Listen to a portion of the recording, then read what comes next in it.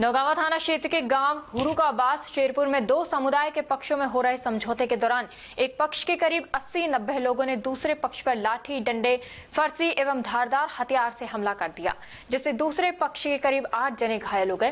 पीड़ित पक्ष के पवन पुत्र ईश्वर चंद्र तरफ से नौगावा थाने में मुकदमा दर्ज कराया गया। घायलों को स्वास्थ्य सामुदायिक केंद्र नौगावा पर प्राथमिक उपचार दिया गया। 2 तारीख को घटना घटी थी। मेरे लड़के को किडनैप करके ले गए थे 6-7 लड़के घर से, और उन्होंने जंगल में पीरू का जो तरीक है जंगल में ही मार कर पटक दिया था। बाकी उसकी जिंदगी बाकी थी। किसी निकलने बढ़ने वाले ने उसकी सूचना दी, हमें सूचना मिली, तुरंत उसको लाए। ला करके हम अपने घर पे ट्रीटमेंट जो किया, और दूसरे उस दिन हमने शाम को तीसरे दिन 4 तारीख को हमने रिपोर्ट दर्ज कराई।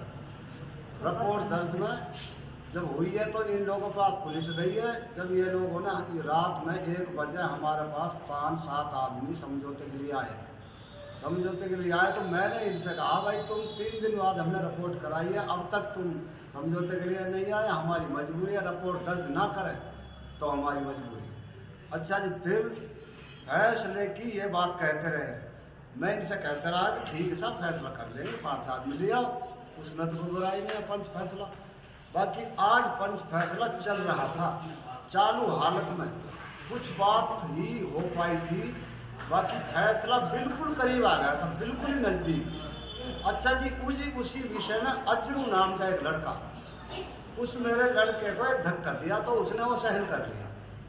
फिर मैं बोला कि मैंने कि भैया देख, अभी फैसला सुनाना बाकी है, होना भी बाकी है, अभी से तुम धक्का मुक्की मेरे घर पे कर रहे हो, बाद में क्या करोगे, फैसला ही क्या है। इतना कहते ही उसने हाथ छोड़ दिया मेरे ऊपर, हाथ छोड़ दिया तो किसने मारा था आपको? अजरुद्दीन नाम है उस लड़के, अशरफ, अजरू सनो अशरफ। फिर उसके बाद उसका भाई, क्या नाम है, उमरदीन सनो अशरफ, उमरदीन सनो अशरफ, हस्सी सनो अशरफ, ये तीनों भाई, नूरदीन, अब्दुल्ली, ये जो भी परिवार के कम से कम बता रहा हूँ कि जब भगवान झूठ ना बोला तो 80 तो कम से कम मानो, छोटे लेडीज सारे। हम मजबूरी होगी, दूर जब होगी तो हम छत पर चढ़ना पड़ा।